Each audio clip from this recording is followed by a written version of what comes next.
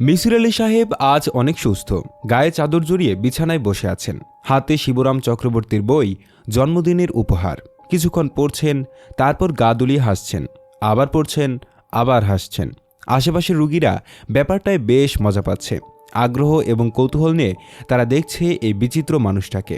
আমার দিকে চোখ পড়তে মিসির আলি বললেন, শিবরামের বাঘের গল্পটা পড়েছেন? অসাধারণ। সকাল থেকে এখনো পর্যন্ত 11 বার গল্পটা পড়লাম। তাই নাকি?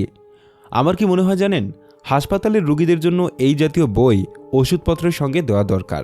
প্রাণ খুলে কয়েকবার হাসতে পারলে যে কোনো অসুখ অনেকটা কমে যায় বলে আমার ধারণা। আপনার তাহলে কমে গেছে? জি। আমি বললাম, আপনার খাতাটা কাল রাতে পড়ে শেষ করেছি। আমার মনে হয় যে 6টি প্রশ্ন আপনি তুলেছেন তার উত্তর জানা প্রয়োজন। প্রয়োজন তো বটেই। আমি আপনার সঙ্গে যাব এবং সুধাকান্ত বাবুর সঙ্গে কথা বলবো। মিসির আলি হাসতে হাসতে বললেন, আমি জানতাম আপনি এই কথাই বলবেন। আমি বললাম, কেন? একটা ভৌতিক গল্প শুনলেই কি আপনি এরকম করেন?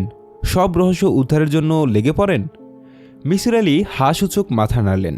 আমি বললাম, আপনি কি আপনার শোনামতো ভৌতিক গল্পের রহস্য ভেদ করতে পেরেছেন? না, পারিনি।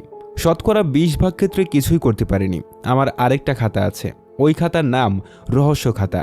যে সব সমস্যা আমি সমাধান করতে পারিনি, রহস্য খাতায় সেই সব লিখে রেখেছি। আপনাকে একদিন পড়তে দেব। ঠিক আছে, আপনার রহস্য খাতায় একদিন পড়ব। কিংবা আপনি যদি চান তাহলে ওইখান থেকে একটা গল্প আপনাকে শোনাতে পারি। এখানেই বলবেন? অসুবিধা কি? হাসপাতালে একটা ক্যান্টিন আছে। ক্যান্টিনে বসে চা খেতে খেতে গল্পটা আপনাকে বলতে পারি। আসলে ব্যাপারটা কি জানেন, আপনার সঙ্গে কথা বলতে আমার ভালো লাগে। একটা গল্প যদি শুরু করি তাহলে ভদ্রতার কারণেই আপনি গল্প শেষ না করা পর্যন্ত বসে থাকবেন। এটাই হচ্ছে আমার লাভ। আপনার শরীরের এই অবস্থায় আপনি ক্যান্টিনে যেতে পারবেন? পারবো। আমাকে যতটা কাহিল দেখাচ্ছে ততটা কাহিল কিন্তু না। আসুন যাই। আমরা ক্যান্টিনে বসলাম। অবাক হয়ে লক্ষ্য করলাম, হাসপাতাল নোংরা হলেও ক্যান্টিনটা বেশ পরিষ্কার। ভিড় আছে, তবে হইচই নেই। 2 ধরনের চা পাওয়া যাচ্ছে, 1 নম্বরই চা এবং 2 নম্বরই চা। 1 নম্বরই চা 1 টাকা করে, 2 নম্বরটা 3 টাকা করে। মিসির আলি বললেন, একই চা 2 ধরনের কাপে দেওয়া হয় বলে 2 ধরনের দাম। এবং মজার ব্যাপার কি জানেন, সবাই কিন্তু বেশি দামের চাটাই খাচ্ছে। গতকালও চা খেতে এসেছিলাম, একজনকে বলতে শুনলাম 1 নম্বরই চা মুখে দেওয়া যায় না, খানিকটা পানি গরম করে এনে দিয়ে দেয়। আমি বললাম, আপনি কি নিশ্চিত যে দুটো চাই এক? হ্যাঁ নিশ্চিত, প্রমাণ করে দিতে পারি। করব? না, প্রমাণ করতে হবে না, আপনার কথা আমি বিশ্বাস করছি। এখন আপনার গল্পটা বলুন। আপনার কি তাড়া আছে? না, তাড়া নেই, তবু বেশিক্ষণ হাসপাতালে থাকতে আমার ভালো লাগে না। মিসির আলি সঙ্গে সঙ্গে গল্প শুরু করলেন। রহস্য খাতায় এই গল্পের নম্বর হচ্ছে 21, অর্থাৎ এটা 21 নম্বর গল্প। এর চেয়ে অনেক ভয়ঙ্কর গল্প আমার স্টকে আছে। কারণ এটা বলতে গেলে আমার ফার্স্ট হ্যান্ড স্টোরি। আমার নিজের জীবনে ঘটেনি, তবে যার জীবনে ঘটেছে সে আমার প্রিয় একজন মানুষ। ঘটনার সঙ্গে আমার যোগাযোগও প্রত্যক্ষ। মেয়েটি হচ্ছে আমার দূর সম্পর্কের আত্মীয়া, আমার মার মামাতো বোনের মেয়ে। গ্রামের মেয়ে, হোস্টেলে থেকে ময়মনসিংহ মুমিনুন্নেসা কলেজে পড়তো। সেকেন্ড ইয়ারে উঠে হঠাৎ করে তার বিয়ে হয়ে যায়। খুব বড় ঘরে বিয়ে হয়। ছেলের অর্থ, বিত্ত এবং প্রতিপত্তির কোনো অভাব নেই। পরিবারটিও এদেশের নাম করা পরিবার। নাম বললেই আপনি চিনবেন, তাই নাম বলছি না। শুধু ধরে নিন যে এই দেশের রাজনীতিতে এই পরিবারটির প্রত্যক্ষ যোগ আছে। আপনি গল্পটা বলুন।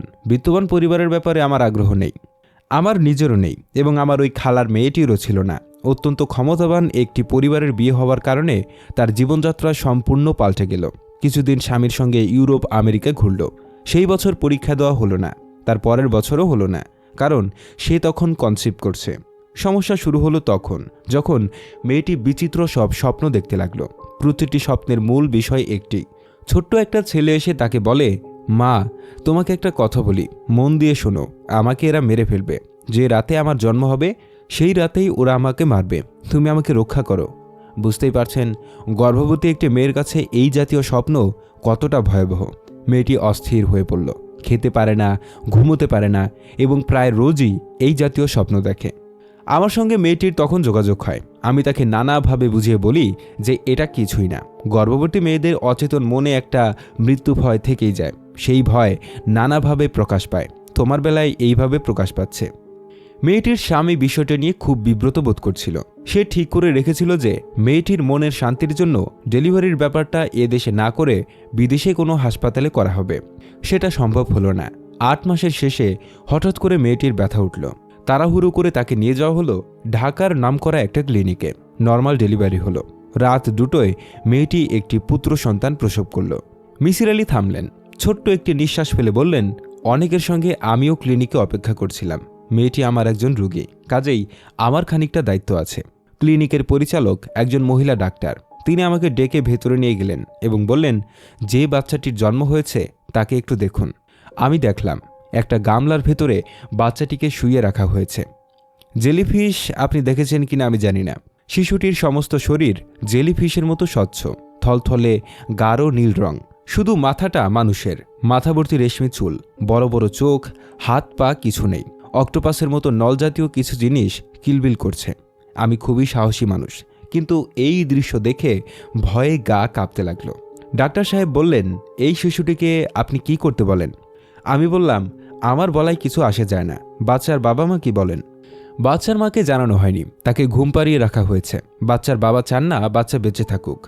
আমি চুপ করে রইলাম। তিনি বললেন, এরকম অ্যাবনর্মাল বাচ্চা এমনিতেই মারা যাবে, আমাদের মারতে হবে না। প্রকৃতি এত বড় ধরনের অ্যাবনর্মালিটি সহ্য করবে না। আমি কিছু বললাম না। বাচ্চাটিকে ফুল স্পিডে ফ্যানের নিচে রেখে দেওয়া হলো।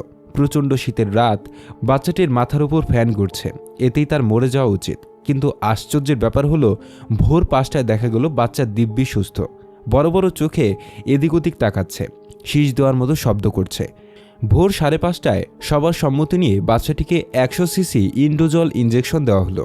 যে কোনো পূর্ণবয়স্ক লোক এতে মারা যাবে, কিন্তু তার কিছু হলো না, শুধু শীষ দেওয়ার ব্যাপারটা একটু কমে গেল। ভোর 6টায় দেওয়া হলো 50 সিসি এটোজিল সলিউশন। বাচ্চাটা মারা গেল 6:20-এ। বাচ্চার মা জানতে পারল না, সে তখনও ঘুমে অচেতন। মিসির আলী গল্প শেষ করলেন। আমি বললাম, তারপর আবার কি? গল্প শেষ। বাচ্চাটির মার কি হলো? বাচ্চার মার কি হলো তা দিয়ে আমার কোনো প্রয়োজন নেই। রহস্য তো এখানে নয়। রহস্য হচ্ছে বাচ্চার মা যে স্বপ্নগুলি দেখত সেখানে। সেই রহস্য আমি ভেদ করতে পারিনি। সুধাকান্তবাবুর রহস্য শেষ পর্যন্ত ভেদ করতে পারবো কি না তা জানি না। আমার তো মনে হয় রহস্য ভেদ করেছেন। কাগজপত্রে করেছি। কাগজপত্রের রহস্য ভেদ করা এক জিনিস, বাস্তব অন্য জিনিস। যখন সুধাকান্তবাবুর মুখোমুখি বসবো তখন হয়তো দেখব গুছিয়ে আনা জিনিস সব এলোমেলো হয়ে গেছে। মজার ব্যাপার কি জানেন ভাই, প্রকৃতি রহস্য পছন্দ করে না। সে নিজে কিন্তু খুব রহস্যময়। কবে যাবেন সুধাকান্তবাবুর কাছে? হাসপাতাল থেকে ছাড়া পেলেই যাব। আপনি কি যাবেন আমার সঙ্গে? আমি বললাম, অবশ্যই।